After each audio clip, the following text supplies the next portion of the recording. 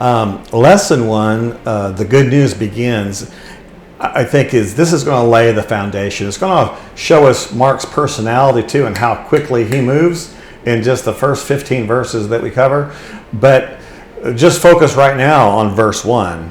Mark says, the beginning of the gospel of Jesus Christ, the Son of God. In a way, Mark reveals everything in his very first verse. And beginnings are important. We're going to notice that all 4 gospels have a very unique beginning, and even use the word beginning in their beginnings.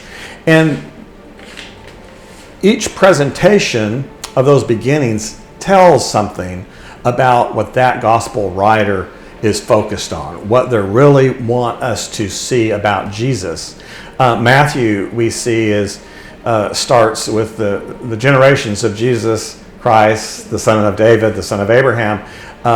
Matthew wants to show us Jesus' kingship. He wants to show us that this is a Jew born in Abraham, born of the promises, but also that this is the son of David, this is the king. And he gives a genealogy that traces back through David and to Abraham. And so this is how Matthew begins, and it really focuses on his portrait of Jesus as the Messiah, as the king. We see the same with Luke and John. Famously, John begins, in the beginning was the Word. His beginning is all the way in eternity. He wants to show that Jesus, as the Word, the eternal Word, was with God, was God from the very beginning. And so the deity of Christ is going to be very important. Luke is the historian, and he sets Jesus right down in the history of Rome and the Jewish people and the Jewish nation with Elizabeth and Mary, Joseph and Zacharias, and who was ruling. You see this very human historical side of Jesus in Luke, because Luke wants to show us this compassionate Son of Man. He has a genealogy as well that takes us all the way back to Adam. So he wants to really emphasize this humanness. What's unique about Mark is he's straight to the business. He goes straight for the ministry of Jesus. Here he is, the gospel of Jesus Christ, the Son of God. And that's loaded. You might say that he shows his hand from the very get-go, and he starts right at the ministry of Jesus, and he takes off like a bullet from there. But the rest of the book of Mark, in a way, is him unpacking what that first verse means. This good news that this is Jesus the Christ, the Messiah. This is the Son of God.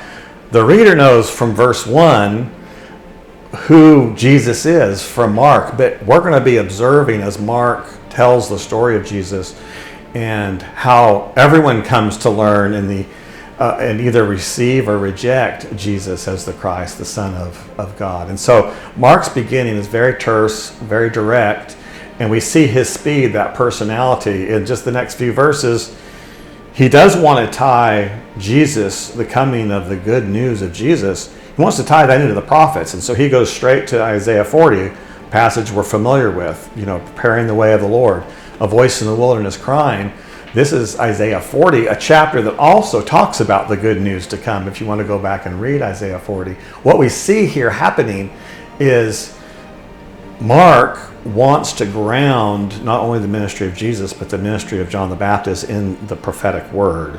And this is all coming to pass. It's very exciting, and Mark is very quick. Very quickly, we have the baptism of Jesus. We have the temptations of Jesus.